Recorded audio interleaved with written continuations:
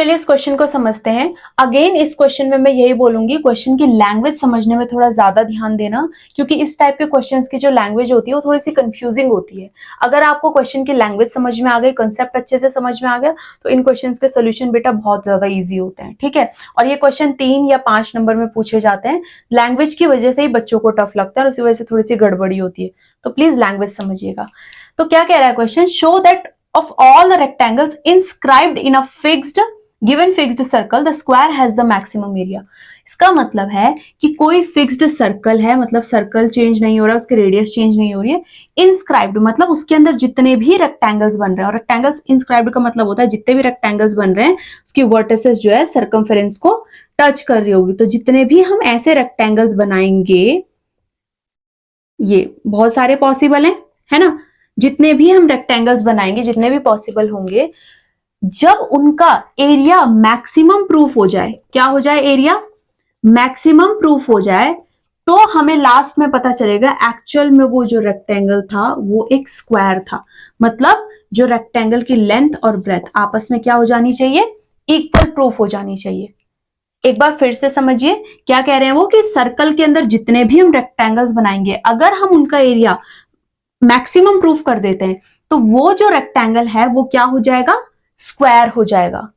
The square has the maximum area. तो जो maximum area rectangle का हुआ था वो क्या बन जाएगा, स्क्वायर बन जाएगा। मतलब रेक्टेंगल की लेंथ और ब्रेथ आपस में क्या हो जाएंगी, इक्वल हो जाएंगी। तो चलिए स्टेटमेंट्स और अगेन डायग्राम में अच्छे से बनाती हूँ। ठीक है, फिर समझते हैं इसे। लेट लेंथ ऑफ रेक्टेंगल ले लेते हैं x and breadth of rectangle ले लेते हैं y, है ना।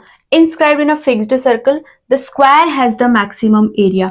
अब हमें मैक्सिमम क्या शो करना है, टू प्रूफ। क्या क्या चीजें प्रूफ करनी है कि, एंड यहां पे लिख देते हैं let area of rectangle A. Starting में तो सारी कंडीशंस रेक्टेंगल पे लगेंगी, जब वो मैक्सिमम प्रूफ हो जाएगा लास्ट में फिर हमें देखना है कि वो स्क्वायर बन जाएगा। तो let area of rectangle A, तो हमें प्रूफ करना है कि ये ए क्या बन जाएगा, मैक्सिमम बन जाएगा। और मैक्सिमम होने के बाद हमें ये देखना है कि वो स्क्वायर है ना। दूसरी चीज हमें क्या दिखानी है, लेंथ और breadth, x is equals to y।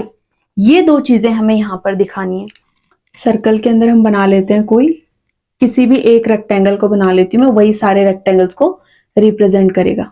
Length और ये हो गई ब्रेथ y, सर्कल के डायामीटर। तो क्या इन्होंने बोला था, हमें एरिया मैक्सिमम दिखाना है। अगर किसी भी फंक्शन को मैक्सिमम या मिनिमम दिखाना है तो सबसे पहले हम फर्स्ट डेरिवेटिव टेस्ट लगाते हैं। तो वी नो, बिकॉज जो एरिया होता है रेक्टेंगल का वो कितना होता है, लेंथ इंटू ब्रेथ, तो x इंटू वाई होगा।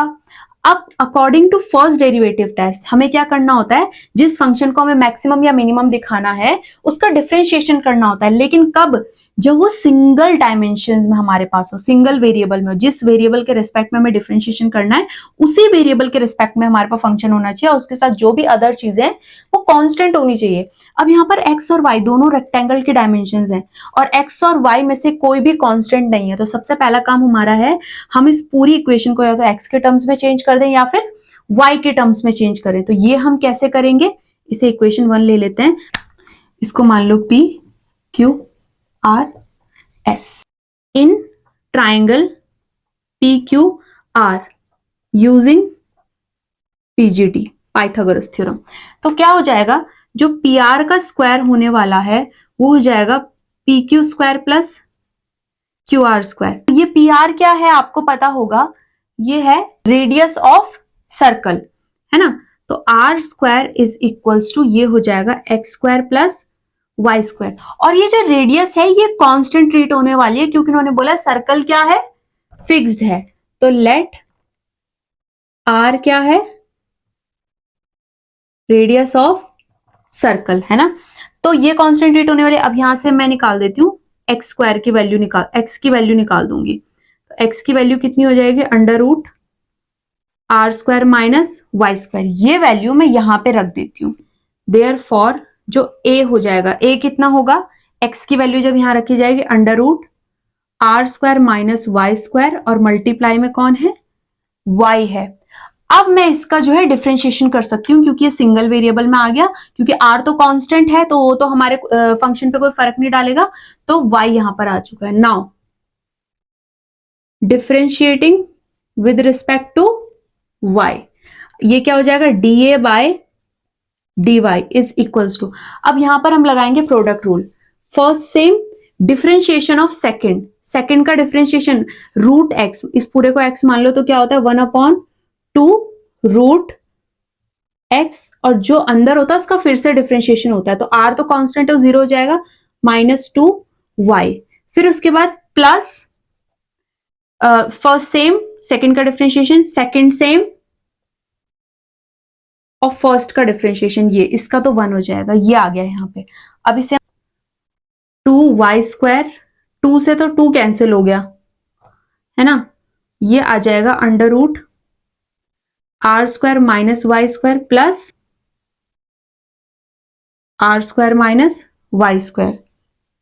तो ये पूरी वैल्यू क्या आ जाएगी जब हम इसका एलसीएम ले लेंगे, r square minus y square minus y square plus अब ये क्या हो जाएगा यहां से, जब ये इससे इंटू होगा तो r square minus y square, ये हो जाएगा d A upon d y is equals to, ये हो गया -2y square plus r square upon under root r square minus y square. अब यहां से आप देख सकते हैं according to first derivative test, जो हमारा डिफरेंशिएशन आया है फंक्शन का, वो हम चेक करते थे वो पॉजिटिव आया या फिर नेगेटिव आया है ना, बट यहां से हम बता ही नहीं सकते कि ये होल वैल्यू पॉजिटिव होगी कि नेगेटिव, क्योंकि हमें नहीं पता है कि रेडियस बड़ी है या फिर ये वाई ब्रेथ बड़ी है ना, तो यहां पर हमें नहीं पता कि ये होल वैल्यू पॉजिटिव आएगी या फिर नेगेटिव आएगी, तो ये टेस्ट यहां से हो जाता है फेल। लेकिन ये d A by d y जो फर्स्ट डेरिवेटिव है वो हमेशा हमें वेरिएबल की वैल्यू दे देता था, उसके लिए हम क्या करते हैं, जो d A by d y को रखेंगे 0, तो यहां से हम उस वेरिएबल की वैल्यू फाइंड कर लेते हैं जिस वेरिएबल के रिस्पेक्ट में हम डिफरेंशिएशन कर रहे हैं। तो यहां से हम रखेंगे -2y square plus r square upon under root r square minus y square, ये क्या हो जाएगा 0, ये तो 0 में चला जाएगा, -2y square is equals to minus r square, minus से माइनस कैंसिल, तो यहां से जो y की वैल्यू आई है वो आई अंडर रूट, तो ये हो जाएगा r।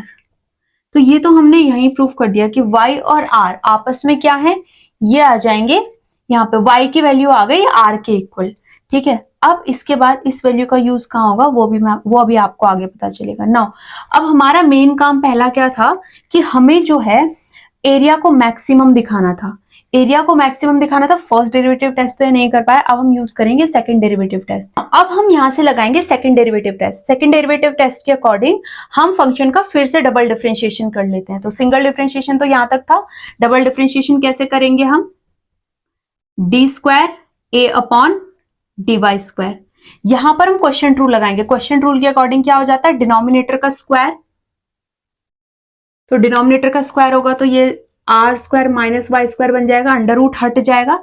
न्यूमरेटर में हम क्या करते हैं, इसका डिनोमिनेटर सेम,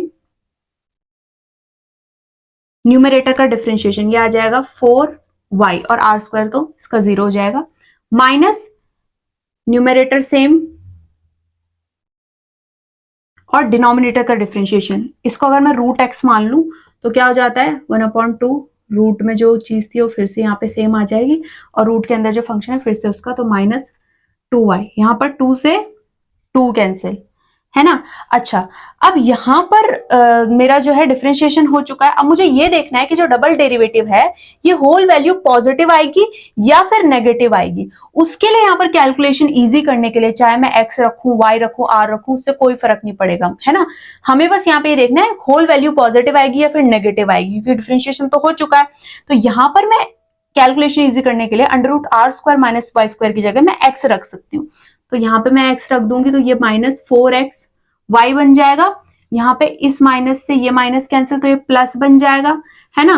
तो और यहां पर इसको भी मैं ब्रेक करके लिख सकती हूँ कि इसको मैं क्यों लिख रही हूँ अभी पता चल जाएगा आपको। Minus y square minus two y square को मैंने क्या लिख दिया, minus y square plus r square, और इसके अपॉन में क्या है, under root r square minus y square. इसकी जगह फिर से हम एक्स लिख सकते हैं यहां से, है ना। और यहां पर है r square minus y square, तो ये अंडर रूट यहां चला जाएगा तो ये एक्स स्क्वायर बन जाएगा, है ना। अब इसे यहां सॉल्व करते हैं, तो माइनस 4xy तो अभी सेम आएगा। अच्छा, अब ये प्लस बन चुका है, यहां पर ये चीज फिर से एक्स स्क्वायर बन जाएगी, r square minus y square फिर से एक्स स्क्वायर बन जाएगा। तो यहां पे मैं क्या लिख सकती हूं, प्लस माइनस वाई स्क्वायर और प्लस का एक्स स्क्वायर, और बाहर मेरा वाई है ना, इसके अपॉन में एक्स है, यहां पूरे होल में एक्स स्क्वायर। इस वाई की मैं अंदर इंटू कर देती हूं, तो क्या हो जाएगा, ये minus y cube minus x square y upon में एक्स। इस एक्स का एलसीएम ले लेंगे ऊपर वाले का, तो ये आ जाएगा माइनस का 4x स्क्वायर वाई, और ये तो ये प्लस था यहाँ पे, तो माइनस का ये कितना आ जाएगा वाई क्यूब और प्लस का एक्स स्क्वायर वाई अपॉन में एक्स स्क्वायर। इसकी इस वाले के ऊपर इंटू हो जाएगी, है ना, तो ये एक्स क्यूब बन जाएगा यहाँ पे। अब यहां पर आप देखोगे ये दोनों सॉल्व हो जाएंगे, तो आएगा माइनस का 3x स्क्वायर वाई और माइनस का y cube upon x cube. ये आया है d square A upon d y square. अब ये देखिए आप कि ये डबल डेरिवेटिव पॉजिटिव है या नेगेटिव है, ये ऑलवेज नेगेटिव होगा, लेस देन 0 होगा। क्यों? क्योंकि यहां पर हमें पता है ये भी पॉजिटिव रहेगा, ये भी पॉजिटिव है, तो ये इंटू होके आपस में पॉजिटिव नंबर देंगे, लेकिन उससे क्या इंटू हो रहा है, -3, तो ये होल वैल्यू तो नेगेटिव आएगी, ये होल वैल्यू भी नेगेटिव आने वाली है। ऊपर नेगेटिव नंबर आएगा और नीचे पॉजिटिव, तो नेगेटिव अपॉन पॉजिटिव, ये होल वैल्यू क्या आने वाली है, ऑलवेज नेगेटिव आने वाली है। According to double derivative test, अगर हमारा डबल डिफरेंशिएशन लेस देन 0 मतलब नेगेटिव आ जाता है, तो हमारा जो फंक्शन है जिसका हम डिफरेंशिएशन कर रहे हैं वो मैक्सिमम प्रूफ हो जाता है। फर्स्ट डेरिवेटिव टेस्ट और सेकंड डेरिवेटिव टेस्ट में यही डिफरेंस है, वहां पर अगर ग्रेटर देन 0 आ जाता था तो मैक्सिमम फंक्शन प्रूफ हो जाता था, और अगर लेस देन 0 आ जाता था तो मिनिमम फंक्शन प्रूफ। यहां पर अगर लेस देन 0 आ जाता है तो फंक्शन मैक्सिमम प्रूफ हो जाता है, हेंस एरिया इज मैक्सिमम। आ गया। अब हमारा दूसरा काम क्या है कि हमारा जो रेक्टेंगल है ये होना क्या चाहिए, स्क्वायर होना चाहिए। तो उसके लिए जो x और y है वो आपस में क्या होने चाहिए, इक्वल होने चाहिए। तो ये चीज मैं यहां पे करके दिखाती हूं। अच्छा, यहां पर ना एक गलती हुई है, यहां पर जो y निकलेगा वो r नहीं आएगा, यहां पर जो y आने वाला है वाई स्क्वायर इजिकल्स टू क्या होगा, आर स्क्वायर अपॉन 2। तो यहां से जो y की वैल्यू आएगी वो आएगी 1 अपॉन √2 आर, ये y की वैल्यू आएगी, और पॉजिटिव वाली आएगी, नेगेटिव रूट तो हम हटा देंगे, है ना, ये आएगी y की वैल्यू।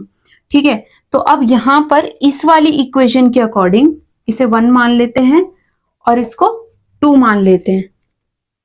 तो using 1 and 2, x equals to कितना है, r square minus y square, है ना। तो यहां से 2 से वैल्यू यहां पे रखेंगे y की, तो r square minus 1 upon √2 r का स्क्वायर। तो यहां से ये कितना हो गया, under root r square minus ये कितना हो जाएगा, आर स्क्वायर अपॉन 2। यहां से अंदर एलसीएम लेंगे तो 2 r square minus r square, यहां से कितना हो जाएगा, x is equals to under root 2 r square में से एक आर स्क्वायर गया, आर स्क्वायर बचेगा, तो x भी कितना आ गया, 1 अपॉन √2 आर। तो x और y दोनों क्या आ गए, सेम आ गए। इसे इक्वेशन 3 ले लेते हैं, तो from 2 and 3 x is equals to y, hence